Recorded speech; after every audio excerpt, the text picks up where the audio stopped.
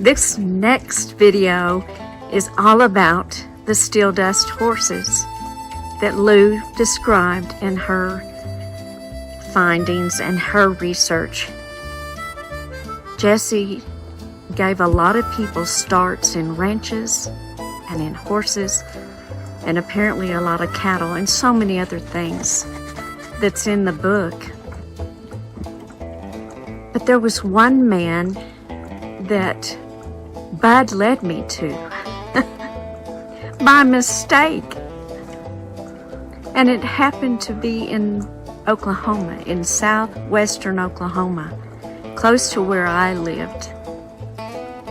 So I followed Bud's clues to a cemetery, and from that cemetery and that area around Altus, Oklahoma, I traveled on up the state of Texas into the Texas Panhandle, where I was born and bred. And guess what we found? We found another James family who had connections to Jessie. Yes, they were definitely kin. Oh, yes, they were.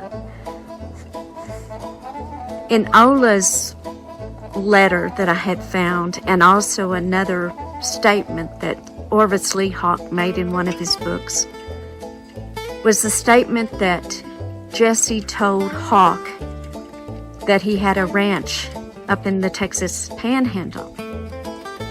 And from that ranch, he gave Red Lucas, who was an ex-police officer, that he gave Red a steel dust horse from that ranch. On a particular year, the same year that Andrew James filed a claim on this ranch and raised steel dust horses. Wow.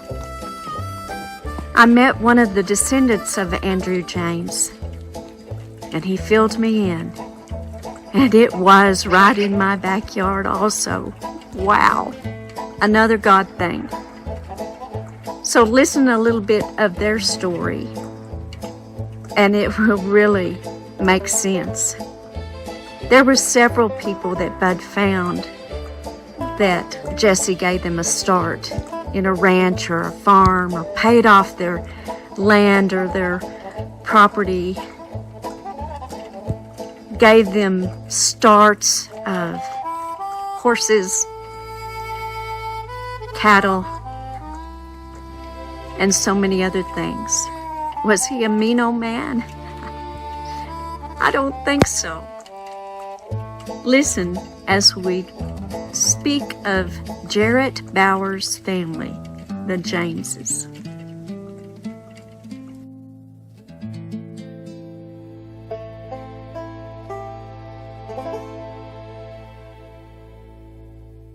Ranches. Jessie had his hand in everything. Ranches were a big priority to him. What were they being used for? We don't know the extent of their purpose, but it appears some were used for KGC business and some were used as personal. We have hints of Jessie being a cattleman, horseman, and farmer. Nearly every one of the ranches had a racetrack. As we dig a little further, we find evidence that the ranches were also used for hiding cash. Jessie was incredibly one with a horse. He could outride just about anyone. His skills as a rider, having horse sense, and camaraderie with a horse speaks volumes of Jessie. His technique was a very valuable asset in his line of work. Ola had stated that her husband, Aubrey, and Jessie were talking one day. They had a lot in common regarding horses. Aubrey was a former jockey who trained and rode thoroughbred racehorses. Jessie told him that his favorite racehorse was Queen of Hearts.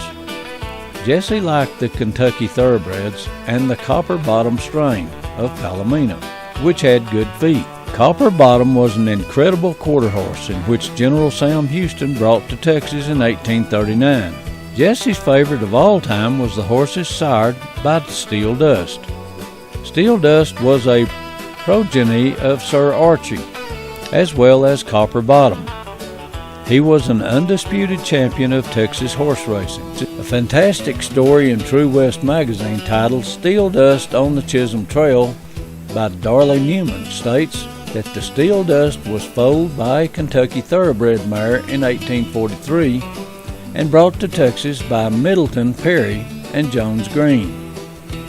This roughly 16 hands high champion quarter-mile match racer was so fast that his jockey reportedly coated the stallion's back with molasses in order to stay on.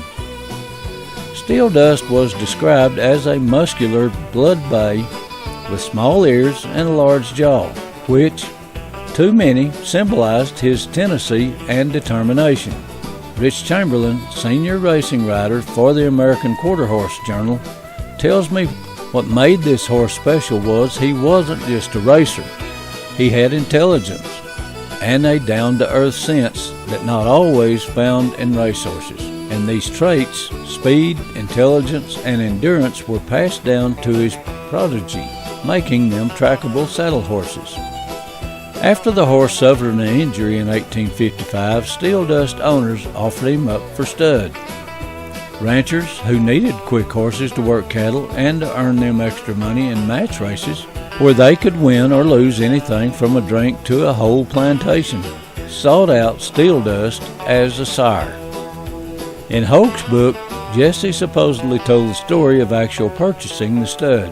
Steel Dust was the name of a famous racehorse that I bought, who made fine records on the track. I bought him at Old Sign near Dallas, Texas, as a stud horse. Brother Frank and I hired one of our brother-in-laws to oversee the breeding of these Steel Dust horses. He arranged contract breeders amongst the German and Bohemian farmers in central Texas to raise these horses for a good profit, selling the prize and best ones only to our buyers. Our brother-in-law's name was Tom Houston, and he ranged from Fort Bend County, Texas to Mason and Llano County in Texas. It is unknown if this story is true. Steel Dust did live out his days in Texas as a stud and supposedly died between 1864 to 1874. He was last seen in Dallas County near 10 Mile Creek, which lies near Lancaster, area between where Belle Starr lived at Sign and where Albert DeWitt Travis lived. This would be in the era of Jesse's days, in and out of Sign and Lancaster. It's a possibility, as Bud says. In the same article, it told the story that occurred from 1895 to 1910, that a Steel Dust progeny was being ridden on the LX Ranch in the Panhandle of Texas. This fits into the time when Jesse had ownership of the ranch in the Panhandle we spoke of and gifted a Steel Dust horse to Orrington Red Lucas in 1910 on the Diamond Ranch. Confirming Jesse's various horse breeding ranches, such as the Diamond Ranch, who raised the Steel Dust horses, John Gibson, a black man from Colorado Springs who knew Jesse in his days in Fayette County, Arkansas, stated in an affidavit, "Old Jesse had thoroughbred, standard-bred, Steel Dust racehorses by the dozens down in Arkansas. He also was a silent partner in many old-time livery stables, horse ranches, and farms." There are many signs of Jesse in the Texas Panhandle, as well as Jesse's brother Frank, Billy the Kid, and Pat Garrett during those wild days of the West where a name was not always disclosed. They left their boot print in Tascosa and possibly Treasure under Saddle Mountain, just south of the Canadian River, just a short distance from there. Tascosa was where we find the frontier doc, Henry F. Hoyt, who had met Billy the Kid there in 1878. When we tell the story of Jesse, we can't leave out Billy. Jesse always had a slight tear in his eye when he spoke of him. They went way back to the days of war and his outlaw days. You see, Billy's daddy was Wild Henry Roberts, who fought with Jesse in the Quantrill Raiders. Jesse always said, Wild Henry was the meanest SOB there ever was, and that he mistreated Billy often. That's why Jesse took him under his wing to help him along in life. Yes, Jesse and Billy were dear friends. Ola Eberhard had many letters from Billy, who was going by the name of Brushy Bill Roberts. Jesse had told her that he was the real Billy the Kid. There are some fascinating documents and letters in the book that can verify their relationship. Oh, yes, there are so many that still say Brushy wasn't Billy. But look at what Bud dug up, and have an open mind, as Bud suggested, and then you can decide on your own. Billy met with Jesse in 1879 in Las Vegas, with many witnesses to confirm it. But they would be teaming up for more adventures ahead. But let's go back 1 year before that, in 1878. After Billy was cheated by John Chisholm, he stole some cattle from Chisholm and went up to the Texas Panhandle. This next story is told in several places, one being in Billy the Kid, A Short and Violent Life by Robert Utley. Billy made a lot of friends in Tascosa, and one became extremely important to him. A young physician entering the West, Dr. Henry Hoyt. Per Utley's book, we learn more about Billy. Frenchie McCormick said about Billy, "He was the best-natured kid and had the most pleasant smile I most ever saw in a young man." Utley also captured what Hoyt said. Billy was an expert at most Western sports, with the exception of drinking. Billy did not indulge in that. He was a handsome youth, with smooth face, wavy brown hair, an athletic and symmetrical figure, and clear blue eyes that could look one through and through. Unless angry, he always seemed to have a pleasant expression with a ready smile. His head was well shaped, his feature regular, his nose aquiline like an eagle. His most noticeable characteristic, a slight projecting of his two upper front teeth. He spoke Spanish like a native, and although only a beardless boy, was nevertheless a natural leader of men. We have a magnificent rendition of the Frontier Doc, Henry F. Hoyt meeting both Billy the Kid and Jesse James, seated at a table in an old adobe hotel outside of Las Vegas, New Mexico, near the hot springs. It happened in late July 1879. The Las Vegas Optic, December 8, 1879, describes Jesse James' visits at the Las Vegas Hot Springs from July 26th through the 29th. Dr. Hoyt started his doctoring career in Deadwood in 1877, and then eventually moved to the goldfields in the Black Hills. He then moved to Fort Sumner, and his first patient was William Maxwell, son of Lucien Maxwell. The boy was suffering from malignant smallpox, and he could not be saved. He traveled further south in John Chisholm's country and was advised by Chisholm to go to the Texas Panhandle. There was a need for a doc there. This is how he got to Tascosa. Hoyt also worked on the side as a cowboy for the LX Ranch. In the fall of 1878 is when he met Billy in Tascosa. In Las Vegas, he knew Billy the Kid from their old friendship back in Tascosa and saw him sitting at the table with other men. Dr. Hoyt had gotten into some gambling issues with the game of Pharaoh and had to work his way out of it by bartending at the hotel. Dr. Hoyt went up to Billy and struck a great conversation with him. Billy introduced one of the men as Mr. Howard from Tennessee. Just as he described Billy meticulously, Dr. Hoyt described Mr. Howard in great detail. Mr. Howard had noticeable characteristics. He had piercing, steely blue eyes with a peculiar blink, and the tip of a finger on his left hand was missing. I mentally classed him as a railroad man. He proved to be congenial, was a good talker, had eventually traveled quite a bit, and the meal passed pleasantly. After dinner we separated, and Billy, taking me to his room, gave me, after pledging me to secrecy, one of the surprises of my life. Mr. Howard was no other than the bandit and train robber, Jesse James. I was skeptical, but Billy soon convinced me it was true. Hoyt revealed that Jesse had made Billy an offer to join up with him on bank and train robberies, but Billy wanted to continue to be in cattle rustling and horse stealing. I feel sure they were in something else together. The story was also collaborated with Miguel Antonio Otero, the son of a wealthy merchant and would later become the governor of New Mexico Territory.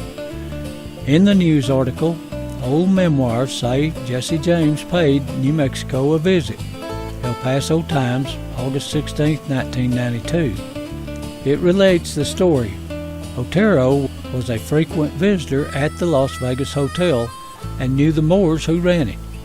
Otero stated that Scott Moore was a boyhood chum of the James brothers back in Missouri. Jesse found the hotel as a safe haven. Jesse, along with his comrades, were there quite often.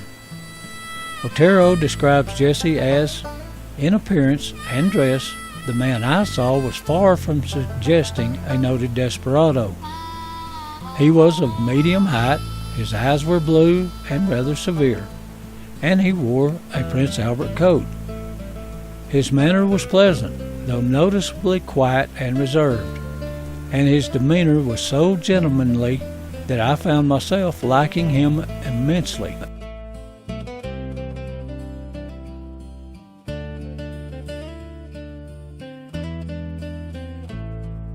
Shortly after Jesse was supposedly killed in April 1882, a newspaper article was naming the different associates of Jesse and their whereabouts.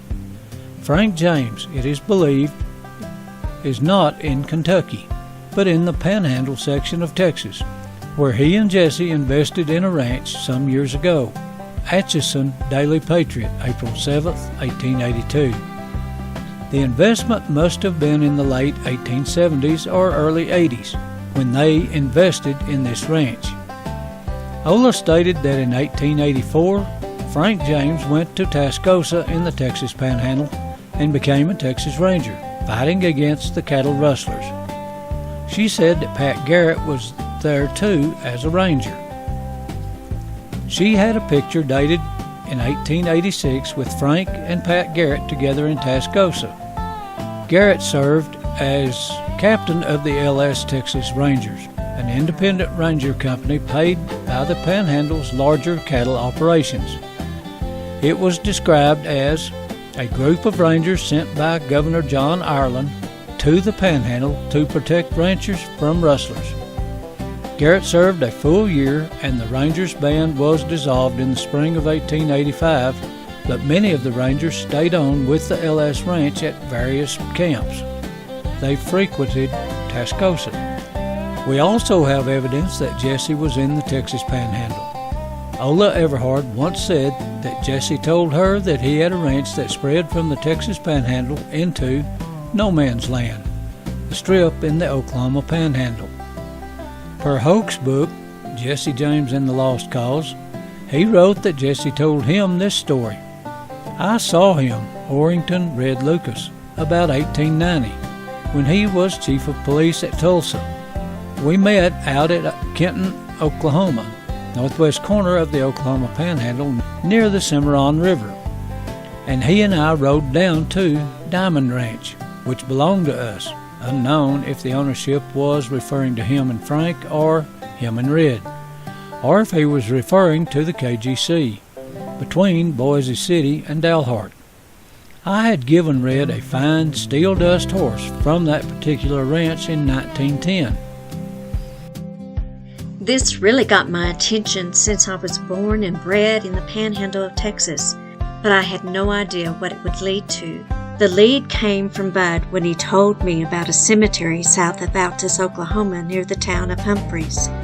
He knew the outlaw who rode with Jesse and my family was a Haskew, but he said in this cemetery are huge, gigantic tombstones with the name Askew, which was the family's original name, and also the name of Daniel Askew, who Jesse supposedly killed in Missouri. Bud said, check the cemetery out, and there are many clues inside.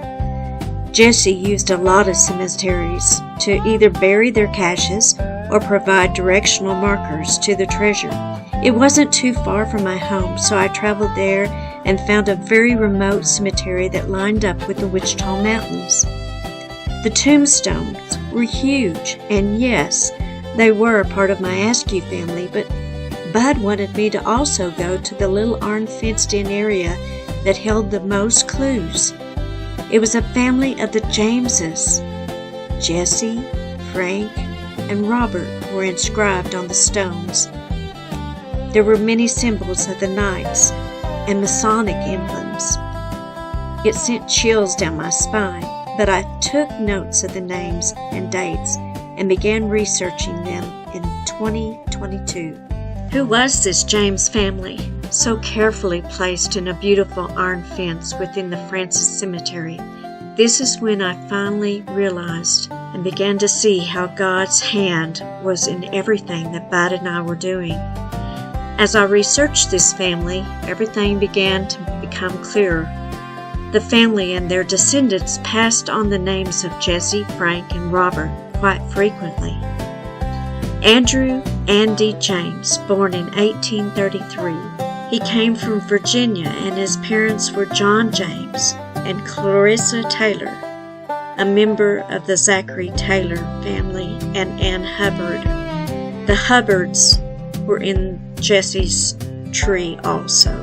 Hard to make this up, as Bud always says. The James family, of course, is directly related to Jesse James. Andrew Andy James and Jesse Woodson James share the same fourth great-grandfather, Thomas James. Andrew James was a Confederate soldier. Shows that he was in the 21st Virginia Cavalry and also was in the CSA Army. He was on the firing line the morning General Robert E. Lee surrendered. Andrew took his family after the Civil War in 1871 to Texas, and he took them to an area called Spanish Fort, which was just south of the Red River, near Red River Station in Montague County, Texas. And in 1877, a Masonic lodge was erected in Spanish Fort, one of the first buildings to be established. Andrew's family was very tied into the Masonic organization. Andrew's son, Andrew Marmaduke Andy James, born in 1882, was born in Spanish Fort. He was named after one of Robert E. Lee's generals. At the age of 5, his father took the family in 1887 and moved further north into Greer County, Indian Territory. They made winter camp near the North Fork of the Red River next to the Navajo Mountains. This area became known as Navajo, spelled Navajoe. There was a lot of mining interest in that area, and many people came. But Andrew James was a rancher and didn't seem like it was fit for his family, so he moved further south to the area of Humphreys. But what's so interesting is that Buckskin Joe, a pretty clever guy, came and helped establish the town of Navajo. And ironically, J. Frank Dalton wrote a story about Buckskin Joe. Was that really Jesse? Bud found that in 1888, Charles Hart moved to Navajo. This was another name that Quantrell used. In the late 1890s, the pursuit of gold in the Navajo Mountains was finally satisfied, as well as gold found in the Otter and Cache Creek nearby. Navajo was the headquarters for gold seekers. who prospected in the Navajo Mountains and other peaks of the Wichita Range. An interesting note from Bud. He said there is something definitely there in the Navajo Mountains. This was another site that Hope pointed out in Schrader's book where treasure is, suggesting that there are gems and gold. To the north of the North Fork of the Red River lies a very small community of Centerville. Bud found on a large rock there carvings indicating gold on Navajo Mountain.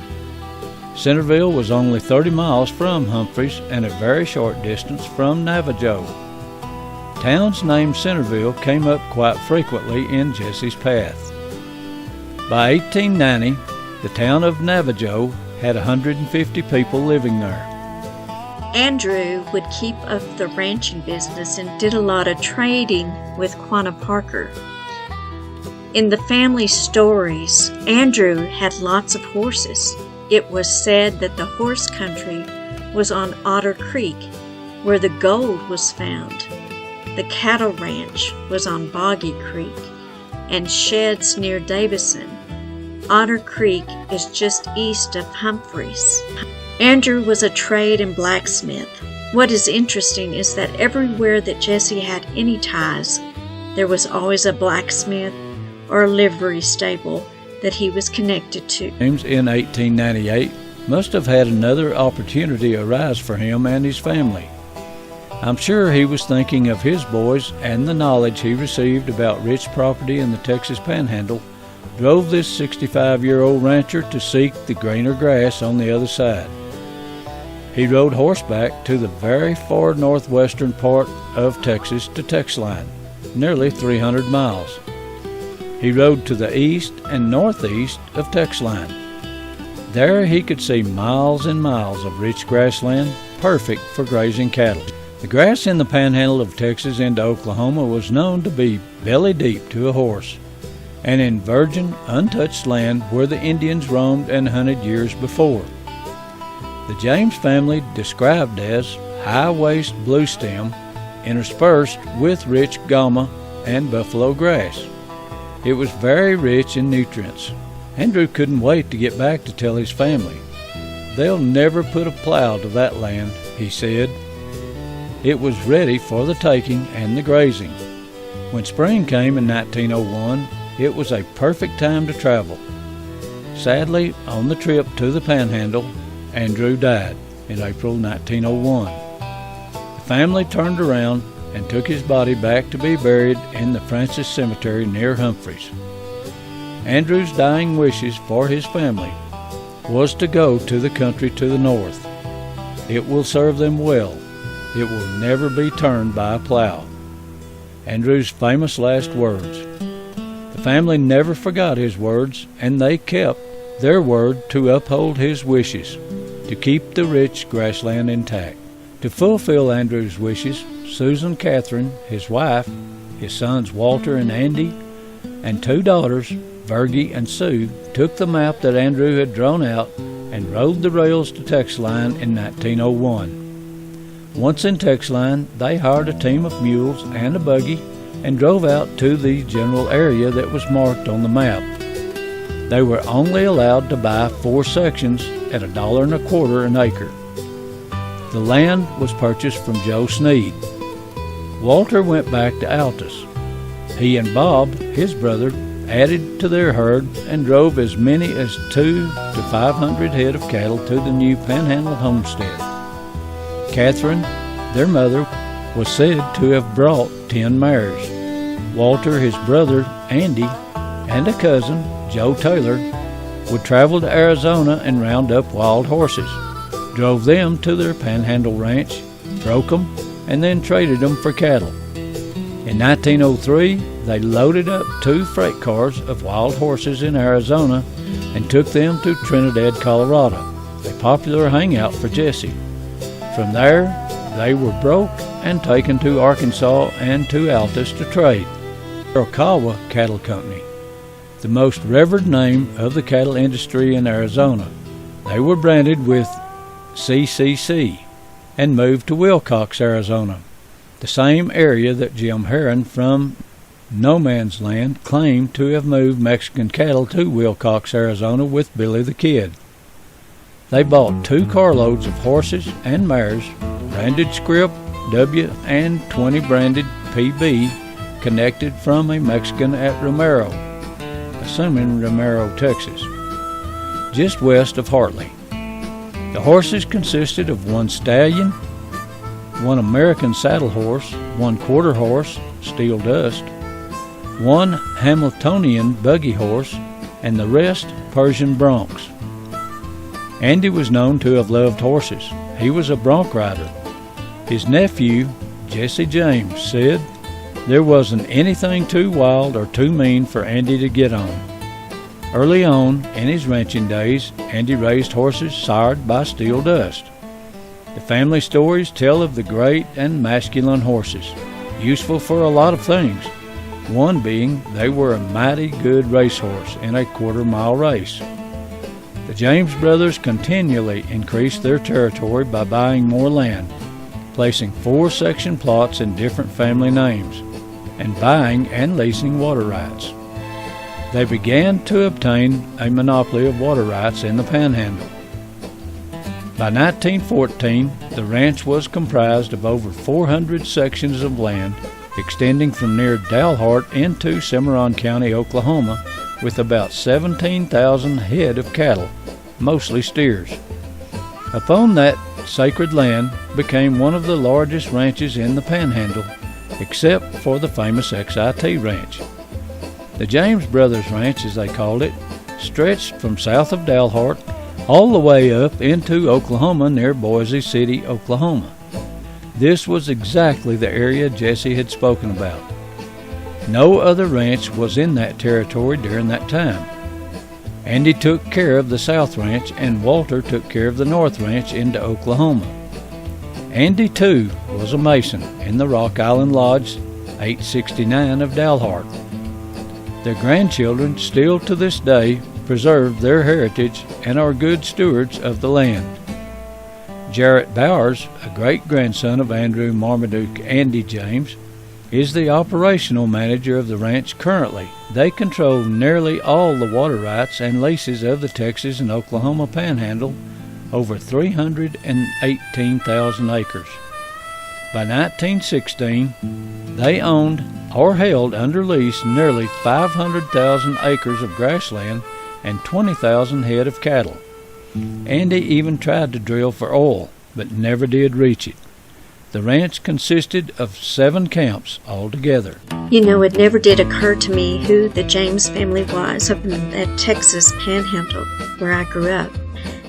I never heard of them, and I wasn't really aware of the ranch until I spoke with a lady in the XIT Museum who I knew and loved dearly. And I asked her, who is the owner of the James Ranch up there? Well, to my surprise, it was 2 families that I had gone to school with, and I never knew that their mothers were a part of the James family. Wow. A small world indeed. I have so much appreciation towards Lisa and towards Peter of the family, and also Jarrett of the family, who helped me learn about their history. It could be another movie. They had an incredible story, and I greatly appreciate you too for leading me into the right direction. And apparently it leads directly to Jesse. But what validated the entire story after speaking with one of the descendants, Jarrett Bowers, is when I asked if the name Diamond Ranch or Diamond had anything to do with their ranch. As you remember, that's what Jesse told Hawk, is that he got a Steel Dust horse from his ranch, the Diamond Ranch. Well, the answer flabbergasted me. Jarrett's answer, our brand is the Diamond. What? Jesse's story was true. The first brand they used was the Locked J, which is a symbol of 2 J's lying on its side, interlocking one another. It was the mother of Andy James, Catherine, whose favorite brand they chose to use in 1903, the Diamond brand. Jarrett had a book that his great-aunt, Helen James Priestley, had written about her immediate family that provided so much information. And the proof of occupancy of the land was recorded in the Dallam County Courthouse on February the 22nd, 1905. The original name of the ranch was the Diamond Ranch, but was also known as the James Brothers Ranch. The Diamond brand was officially registered in Dallam County Courthouse under A.M. Andy Marmaduke James on June the 11th, 1910. This would remain the official brand throughout his lifetime and would continue to this day. Did Jarrett Bauer's great-grandfather, Andy James, have ties to Jesse James? You bet he did. And what blew me away was when Jarrett called me and said, "I have something to show you." It was Andrew James' Knights Templar sword and helmet. Wow.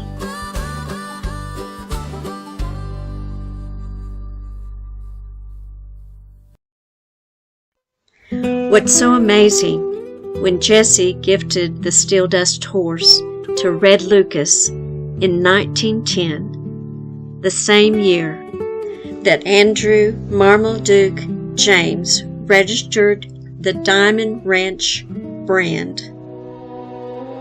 is when Jesse started working with Pancho Villa and Billy the Kid to start the Mexican Revolution using steel dust horses. In overthrowing the government of General Porfirio Diaz, had been in complete control for 34 years, serving 7 terms over the Mexican people. In the book Billy the Kid, an autobiography by Daniel Edwards, Billy tells Morrison the story that they all pitched in and bought 1,000 head of cattle and 50 pony mares. Billy was going by the name of Hugo Kid in Mexico and had a nice spread. Billy went back and forth from Mexico to Indian Territory during this time, and they continued ranching on this place in Mexico during the years 1896 to 97, and were raising mules, and you guessed it, steel dust horses. In one of Hawk's books, he said the Mexicans were impressed with the steel dust horses Jesse had. So it makes you wonder if they began to realize how important these steel dust horses were. And Jesse even spoke to Ola about the period of 1910 to 1912 that he was in Torreon, Mexico. Brushy Bill Roberts was in the fight also, and in Edwards' book, we, speaking from Brushy Bill's story, joined with Carranza's men and later with Pancho Villa.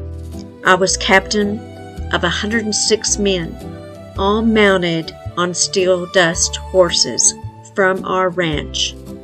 Our steel dust horses could outdistance the Spanish ponies of the Federals. You be the judge.